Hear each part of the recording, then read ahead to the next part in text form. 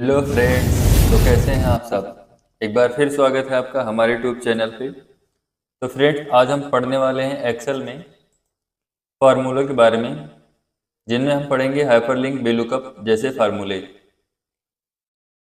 इसका यूज़ क्या होता है? तो हाइपरलिंक का यूज हम करते हैं किसी भी फाइल के लोकेशन को एक्सेस करने के लिए। हम उस फाइल का नाम यहाँ पे लिंक कर देते हैं और जैसे हम इस लिंक पे क्लिक करते हैं उस फाइल को एक्सेस कर लेते हैं।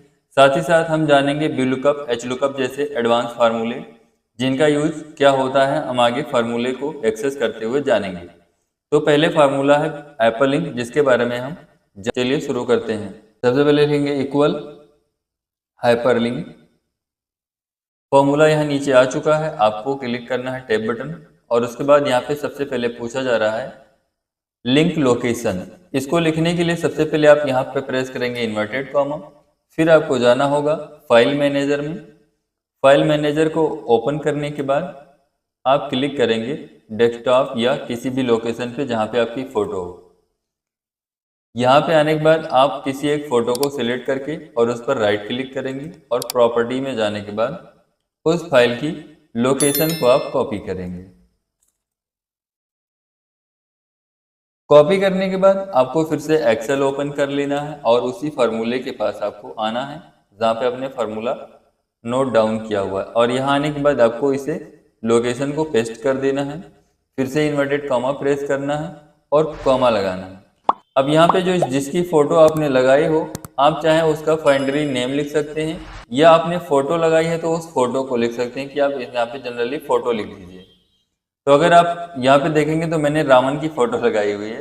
आप यहाँ पे रावण का नाम लिखना चाहें तो इन्वर्टेड कॉमा में रावण लिख दीजिए अबे जल्दी बोल।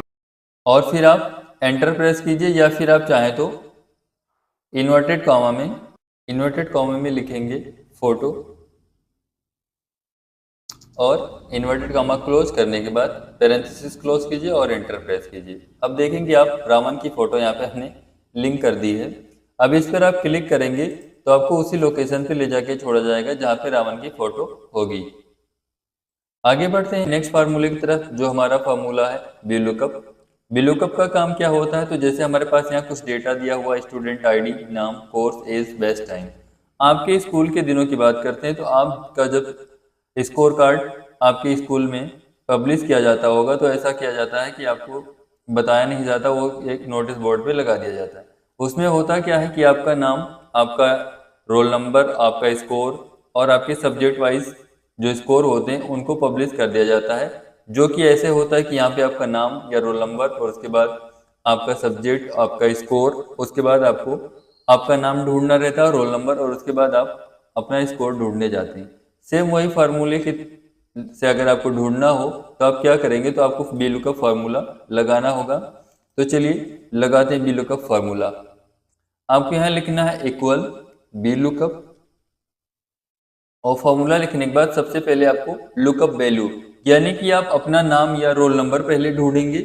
उसके बाद आपको आगे उसमें करना क्या है, फिर आपको उस एरिया को पूरा देखना है कि आपका नाम के बाद आपका रोल नंबर और स्कोर कहाँ लिखा हुआ है। तो आपको उस एरिया को सिलेक्ट करना है, जिसे हम रेंज बोलेंगे या टेबल अरे के नाम से जानते हैं, फिर कॉमा लगाना है। अब आप यहाँ पे देखेंगे आपको अगर नाम चाहिए तो यहाँ पे दूसरे कॉलम में है, और अगर कोर्स चाहिए तो तीसरे, एज चाहिए तो चौथे, और बेस्ट टाइम चाहिए तो पांचवें कॉलम में है, जो कि हमको क्या लिखना है, कॉलम इंडेक्स नंबर। तो हमें चाहिए नाम, तो हम यहाँ पे लिखेंगे 2, फिर कॉमा लगाएंगे और फिर लिखेंगे हम 0। अच्छा, 0 और 1 का क्या मसला है? तो इसमें हम क्या करते हैं कि अगर हमको एग्जैक्टली सिर्फ अरविंद नाम के ही व्यक्ति का वैल्यू चाहिए तो हम यहाँ पे 0 लिखेंगे, और अरविंद के नाम से मिलता जुलता कोई और नाम हो, जैसे अरविंद कुमार, अरविंद वर्मा, अरविंद यादव, तो वो वैल्यू यहाँ पे आने के लिए हम क्या करेंगे, 1 लिख देंगे। क्योंकि हमें अरविंद नाम का वैल्यू ही एग्जैक्टली चाहिए तो हम यहाँ पे 0 लिखेंगे और पैरेंथेसिस क्लोज करने के बाद एंटर प्रेस करेंगे। अब आप देखेंगे यहाँ पे KMT01 का जो आईडी था, उस आईडी के नाम पे आपको यहाँ पे अरविंद नाम का व्यक्ति था, स्टूडेंट था, वो यहाँ पे आ गया। ऐसे ही अगर आपको कोर्स लाना है तो कोर्स के लिए भी सेम फॉर्मूला है, इक्वल वी लुकअप, और फिर आपको यहाँ पे आईडी सेलेक्ट करनी है, कॉमा लगाना है और उसके बाद टेबल अरे यानी कि पूरा का पूरा रेंज सेलेक्ट करना है, फिर कॉमा लगाना है, फिर आपको कॉलम इंडेक्स नंबर लिखना है। अभी हमने देखा आईडी के बाद अगर हम नाम ढूंढ रहे थे तो हमारा कॉलम इंडेक्स नंबर 2 था। अब अगर हम पोस्ट ढूंढ रहे हैं तो हमारा कॉलम इंडेक्स नंबर 3 हो जाएगा, क्योंकि जहां से हम हमारी आईडी लिखी हुई है वहां से हम रेंज सेलेक्ट करेंगे, ये कंपलसरी है। और उसके बाद आप आगे का वहीं से कॉलम इंडेक्स नंबर गिनते हुए चलेंगे। हम यहाँ लिखेंगे 3, कॉमा लगाएंगे, 0 लिखेंगे और एंटर प्रेस करेंगे। यहाँ पे आप देखेंगे कोर्स आ गया ओ लेवल। ऐसे ही अगर आपको बैच टाइम निकालना हो, एज निकालना हो तो आप वो फॉर्मूला फिर से टाइप करेंगे। एक चीज और है, कभी कभी आप क्या करते हैं कि आप एक वैल्यू निकालने के बाद फॉर्मूला कॉपी पेस्ट करते हैं। अगर ऐसा आप करते हैं तो कभी कभी आपके साथ एक इश्यू आता है जो मैं करके दिखा देता हूँ। ऐसे करने पर यहाँ पे सारे फार्मूले सही सही आ गए हैं, लेकिन अगर आप फॉर्मूले को और थोड़ा सा नीचे ड्रैग एंड ड्रॉप करेंगे, जैसे यहाँ करके देख लेते हैं, तो यहाँ पे आता है #NA। ऐसा कब होता है, जैसे यहाँ मैं फिर से आईडी लिख देता हूँ KMT 01 और पेस्ट करूंगा, तब भी यहाँ पे एरर ही आ रहा है। आप देखेंगे ये एरर क्यों आता है, तो आप क्या करते हैं कि आप यहाँ पे जब फॉर्मूला लगाते हैं तो यहाँ पे जो सेल रेफरेंस आता है इसको लॉक नहीं करते। और ऐसा ना करने पर मैं इसको आपको एडिट करके दिखा दे रहा हूँ। F2 दबा के हम इसे एडिट कर सकते हैं। अब आप देखेंगे G16 तो से यहाँ पे सिलेक्टेड है, लेकिन जो F9 से J13 तक रेंज है वो कहीं से कहीं और हो गई है। जैसे कि आप यहाँ देख सकते हैं, ये ग्रीन कलर का जो आपको लाइन दिख रहा है ये है रेंज जो टेबल अरे के लिए है। समझिए तो ये रेंज क्या है, ऊपर से यहाँ से खिसकते हुए नीचे आ गई है। अब आपको क्या करना रहता है कि जब भी आप फॉर्मूला पुट करें तो यहाँ पे जो रेंज है इसे लॉक कर दिया करें। तो पहले आप रेंज को सही से सिलेक्ट कर लीजिए। आपको क्या करना है, इस रेंज को उठा के ऊपर ले जाके यहाँ पे रख देना है जो ओरिजिनल जहाँ पे एग्जिस्ट करती है वैल्यू। उसके बाद आपको क्या करना है, यहाँ पे इस वैल्यू को लॉक करना है। लॉक करने के लिए आपको सिंपली F4 बटन दबाना है। इससे आपका ये सेल रेफरेंस लॉक हो जाएगा और आप खुशी खुशी यहाँ पे देखेंगे आपका फॉर्मूला सही सही एग्जीक्यूट हो गया है। आगे जो #NA आ रहे हैं, अब आप अगर फॉर्मूला फिर से कॉपी पेस्ट करते हैं और यहाँ पे आईडी पेस्ट करते हैं, जैसे कि मैं इस आईडी को कॉपी कर लेता हूँ और यहाँ पेस्ट करूंगा, तो फॉर्मूला आपका वैलिडेट हो गया। अब आपकी जो रेंज है वो यहाँ पे भी खिसकी नहीं। अगर आप F2 दबाते हैं तो आप देखेंगे रेंज लॉक है और यहाँ पे वही सेम टू सेम रेंज रखी हुई है। आशा करते हैं ये बात आपको समझ में आई होगी। अभी तक हम वैल्यू फाइंड आउट कर रहे थे वर्टिकली, यानी कि हमको आईडी मिल रही थी वर्टिकली और यहाँ पे हम वैल्यू फाइंड आउट कर रहे थे VLOOKUP से, जिसका पूरा नाम होता है वर्टिकल लुकअप। अब हमको वैल्यू फाइंड आउट करनी है हॉरिजॉन्टल लुकअप यानी कि HLOOKUP के थ्रू, जिसमें हमको यहाँ पे किसी व्यक्ति का नाम दिया गया हो, जैसे मान लेते हैं हम अरविंद। इस वैल्यू को हम कॉपी करके यहाँ पेस्ट कर देते हैं और इनकी हमें सेल निकालनी है, और वो भी किस महीने की, मार्च की। तो मार्च की सेल निकालने के लिए यहाँ पे हमें फॉर्मूला लगाना होगा HLOOKUP। HLOOKUP का काम क्या होता है, तो वो अभी तक हम यहाँ पे वैल्यू फाइंड आउट कर रहे थे वर्टिकली आईडी से, और यहाँ पे हमारे पास अब वैल्यू जो फाइंड आउट करना है वो हॉरिजॉन्टली लुकअप से, यानी कि हम यहाँ पे कॉलम वाइज गिनते हुए जा रहे थे, अब हमको रो वाइज गिनकर निकालना है। इसमें आपको फॉर्मूला लिखना है इक्वल HLOOKUP। सेम प्रोसेस है, HLOOKUP में भी लुकअप वैल्यू देनी है, कॉमा लगाना है। अंतर क्या है, टेबल अरे भी वही सेम टू सेम रहेगा। डिफरेंस आपको बता देते हैं। डिफरेंस यहाँ पे ये है कि अभी तक हम कॉलम को गिनते थे 1 2 3 4, अब हमको रो गिननी है 1 2 3 4। तो यहाँ पे हमको रो इंडेक्स नंबर देना है। तो रो इंडेक्स नंबर जो हमारा है वो है यहाँ पे 1 2 3 4। चौथे नंबर पे हमारा मार्च का सेल है, तो यहाँ पे हम लिख देंगे 4 और फिर कॉमा लगाएंगे। और सेम प्रोसेस है, 0 को भी वही लिख देना है ताकि एग्जैक्ट मैच आपका हो जाए, और फिर आप फॉर्मूला एग्जीक्यूट करने के लिए एंटर प्रेस कर देंगे। ये देखिए 2552 यानी कि मार्च का जो सेल है अरविंद नाम के व्यक्ति का, उसका वो है 2552 रुपये जो यहाँ पे आ गया है। अब अगर आप यहाँ पे नाम चेंज करते हैं, जैसे कि मैं लिख देता हूँ रवि और एंटर प्रेस करता हूँ, तो अब उनकी सेल कितनी आ जाएगी, 2975। या आप नाम चेंज करके लिख दीजिए सुरेश,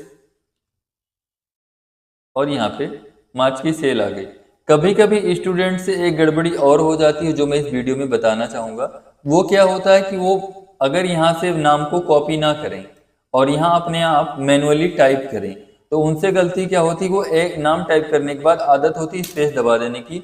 अगर वो गलती से स्पेस दबा देते हैं और उनको स्पेस बाद में पता नहीं चलता है कि हमारे इस नाम में स्पेस है, तो वो गड़बड़ी आने आती है और वो कहते हैं कि यहाँ पे भी सुरेश लिखा है और जहाँ पे हम वैल्यू फाइंड आउट कर रहे हैं वहाँ पे भी सुरेश लिखा है।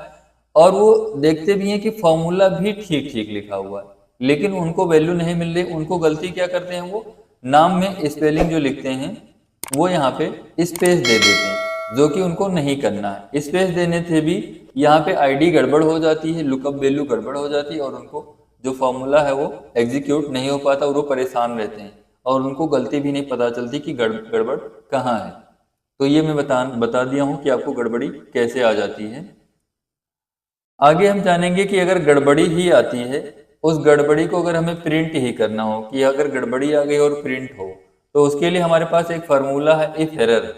ये क्या करता है, जो भी गड़बड़ी होती है उस गड़बड़ी के दौरान ये हमको हैश एन या हैश नेम या ये सब ना दिखा के वो उसी वैल्यू को प्रिंट कर देता है जो हम यहाँ पे प्रिंट करवाना चाहें। जैसे कि आपने देखा कि यहाँ पे लिखा हुआ कैमटी10, एक आईडी लिखी है और यहाँ पे हमको फॉर्मूला लगाना है इफ एरर का, और हम इस एक फार्मूले में एक और फार्मूला लगाएंगे VLOOKUP का। तो यहाँ पे इफ एरर लिखेंगे और VLOOKUP फार्मूले को भी पुट करेंगे, लिखेंगे VLOOKUP।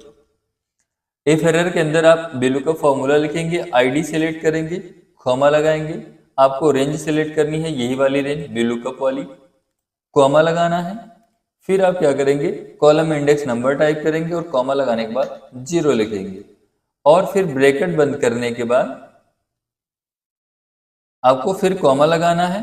और अगर अब एरर आए, अभी तक हम क्या कर रहे थे, इफ एरर के बाद VLOOKUP वाला फार्मूला लिख रहे थे, अब हम इफ एरर वाले फार्मूले के लिए लिखेंगे कि अगर एरर आए तो क्या हो। तो एरर आने पे क्या होगा, यहाँ पे हम लिख देते हैं डेटा नॉट फाउंड, FOUND, और ब्रैकेट इन्वर्टेड कॉमा लगा देते हैं और ब्रैकेट क्लोज कर देते हैं। अभी तक आपने देखा कि जो VLOOKUP का फॉर्मूला था वो यहाँ से यहाँ तक है, और जब आप इफ एरर का फॉर्मूला लगाएंगे तो उसके लिए जो वैल्यू है वो ये पूरी वैल्यू है अगर वैल्यू ट्रू हो, और उसके बाद ये वैल्यू है अगर इफ के लिए वैल्यू ट्रू हो। यानी कि ये वैल्यू VLOOKUP वाली जो है अगर ट्रू होगी तो इसका रिजल्ट आएगा, और नहीं तो अगर एरर होगी तो इसका रिजल्ट जो है वो ये वाला आएगा, डेटा नॉट फाउंड। एंटर करके देख लेते हैं, ये देखिए आया डेटा नॉट फाउंड, क्योंकि जो आईडी है कैमटी10 ये आईडी इस वाले डेटा में एग्जिस्ट नहीं करती, इसलिए यहाँ पे आना था क्या, एरर। आपको करके दिखा देते हैं, अगर यहाँ पे आप इफ एरर फार्मूला ना लगाए, सिर्फ और सिर्फ VLOOKUP लगाएं तो क्या होगा। यहाँ पे हम आईडी सेलेक्ट करते हैं, कॉमा लगाते हैं, रेंज सेलेक्ट कर देते हैं जिसको हम बोलते हैं टेबल अरे, और कॉमा लगा के आप यहाँ पे कॉलम इंडेक्स नंबर लिख देते हैं, इस बार 6 3 लिख देते हैं और कॉमा लगाते हैं और 0 लिखते हैं और पैरेंथेसिस क्लोज करके एंटर करते हैं। ये आया हैश एन ए। तो इस हैश एन ए को ना लाने के लिए आपको कुछ और प्रिंट करवाना, उसके लिए आपको क्या करना रहता है, इफ एरर फार्मूले का यूज करना रहता है। चलिए फिर से करके दिखा देते हैं। यहाँ पे लिखेंगे VLOOKUP से पहले if error, tab button press करेंगे और यहाँ पे लास्ट में कॉमा लगाएंगे और इन्वर्टेड कॉमा में लिखेंगे data not found, inverted comma लगाएंगे और पैरेंथेसिस क्लोज करेंगे और हाई स्कूल के बाद इंटर। आपका आ गया वैल्यू डेटा नॉट फाउंड। अब एक और फॉर्मूला बच रहा है, इक्वल मैच, और पैरेंथेसिस ओपन करेंगे, लुकअप वैल्यू कॉमा, यहाँ पे आपको रेंज देनी है और कॉमा, यहाँ पे आपको 0 लिख देना है और एंटर प्रेस करना है। ये आ गया 4, यानी कि कैमटी4 का जो आईडी है ये इस वाले रेंज में कहाँ पर एग्जिस्ट करती है, तो चौथे नंबर पे। मैच फार्मूले का असल यूज क्या होता है, तो हम रो नंबर या कॉलम इंडेक्स नंबर को पता करने के लिए इस फार्मूले का यूज करते हैं। आशा करते हैं इस आज की वीडियो में आपको बड़ा मजा आया होगा, और वीडियो अच्छी लगी हो तो इसे लाइक करें और चैनल को सब्सक्राइब करें। मिलते हैं नेक्स्ट वीडियो में, तब तक के लिए